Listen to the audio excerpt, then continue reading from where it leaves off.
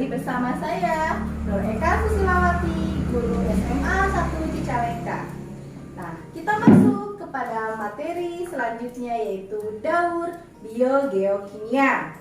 Perlu diingat, daur biogeokimia terdiri atas 5 daur, yaitu daur air, daur sulfur, nitrogen, karbon, dan fosfor. Nah, sebelum kita masuk ke daur biogeokimia, kita harus tahu dulu apa yang dimaksud dengan daur biogeokimia. Daur biogeokimia atau daur organik anorganik adalah siklus unsur atau senyawa kimia yang berasal dari komponen abiotik menuju ke komponen biotik dan akan kembali lagi kepada komponen abiotik. Kita akan bahas satu persatu mengenai unsur biogeokimia. Nah, yang pertama adalah siklus atau daur air. Nah, pada gambar bisa kalian lihat terjadi proses penguapan yang dialami oleh organisme yang ada di daratan maupun wilayah perairan. Pada wilayah perairan, penguapan disebut dengan evaporasi. Sedangkan untuk organisme atau makhluk hidup yang ada di daratan, penguapan disebut dengan proses respirasi. Hasil dari proses penguapan tersebut akan berkumpul di atas langit bergabung dengan awan yang kemudian mengalami proses yang namanya kondensasi. Kondensasi setelah berkumpul uap-uap air yang ada di awan, maka akan terjadi rintik hujan yang disebut dengan presipifikasi.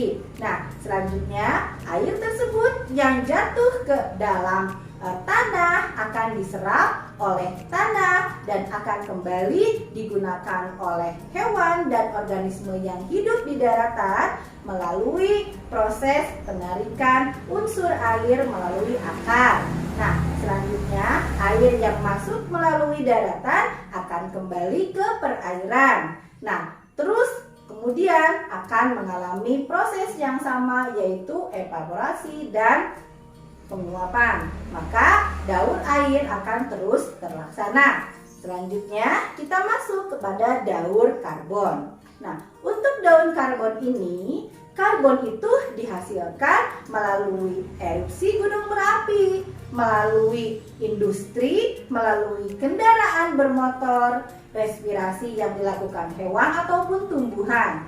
Nah, karbon yang bergabung dengan unsur air pada awan akan kembali ke dalam tanah melalui proses hujan. Nah, karbon ini akan kembali melalui tanah dan akan digunakan oleh unsur-unsur yang ada di tanah bergabung menjadi batu bara dan minyak bumi yang nantinya akan kembali ke gunung Merapi dan akan digunakan untuk proses bahan bakar, produksi maupun kendaraan. Pada karbon yang akan larut di air akan kembali digunakan oleh organisme yang hidup di air. Begitupun dengan organisme yang hidup di air mengalami kematian, maka akan terkondensasi atau menjadi batu bara dan minyak bumi. Seterusnya akan terjadi yang namanya daur karbon. Nah, selanjutnya adalah daur nitrogen. Nah, unsur nitrogen yang ada di udara itu sangat banyak sekali. Kurang lebih ada 80% kandungan nitrogen yang bercampur dengan udara. Nah, nitrogen bisa diikat secara langsung hanya oleh tanaman kacang-kacangan yang memiliki bintil akar rhizobium. Nah, pada prosesnya, rhizobium ini akan melakukan proses nitrifikasi, kemudian akan dibantu oleh bakteri. Bakteri ini yaitu ada Nitrosococcus dan Nitrosomonas. Proses nitrifikasi ini akan merubah nitrat, yaitu dengan dibantu oleh bakteri Nitrosobacter. Bakteri ini yang nantinya akan merubah nitrogen nitrat dan menjadi nitrogen yang akan diserap oleh tanaman. Nitrogen pada tanaman yang berawal dari nitrogen anorganik akan dirubah menjadi nitrogen organik, kemudian tanaman akan dimakan oleh hewan herbivora, dan selanjutnya hewan herbivora akan dimakan oleh hewan karnivora, dan terjadi yang namanya daur nitrogen. Pada organisme yang mengalami kematian, maka akan terjadi proses amonia dan nitrogen akan kembali ke udara dan berkumpul kembali di dalam tanah. Maka proses siklus nitrogen akan terus berlangsung. Nah, selanjutnya adalah siklus sulfur.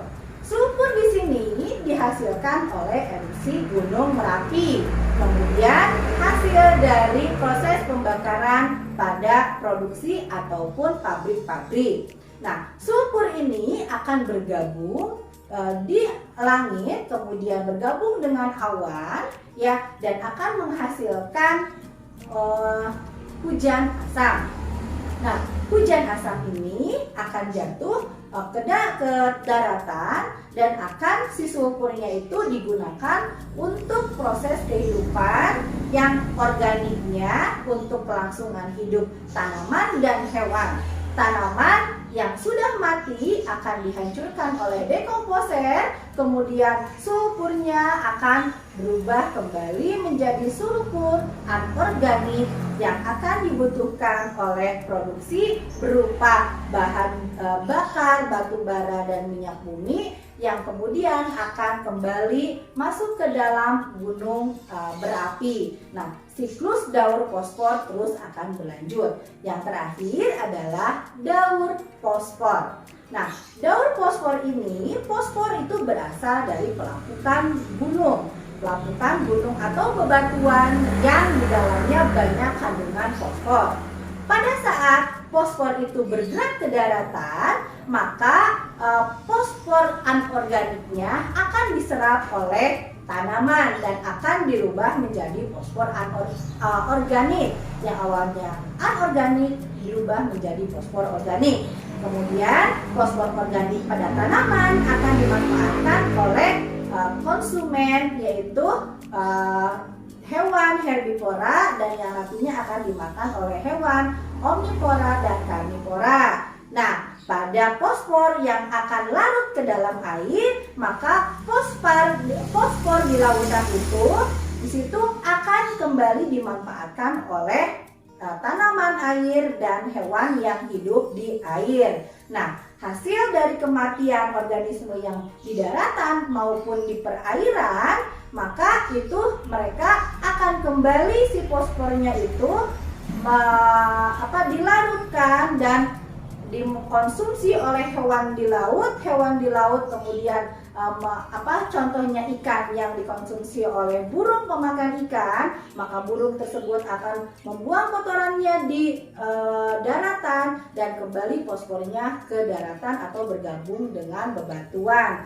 Nah, begitupun yang di daratan, karena hewan itu melakukan ekskresi dan yang nantinya lama-lamaan akan membatu dan kembalilah disebut dengan daur siklus atau siklus fosfor, ya. Nah, demikian untuk siklus biogeokimia pada hari ini yang menutup dari bab ekologi. Untuk bab selanjutnya kita akan masuk kepada bab yang kita bahas pada KD selanjutnya. Sekian dari saya, kurang lebihnya mohon maaf. Tetap semangat belajar di rumah. Wassalamualaikum warahmatullahi wabarakatuh.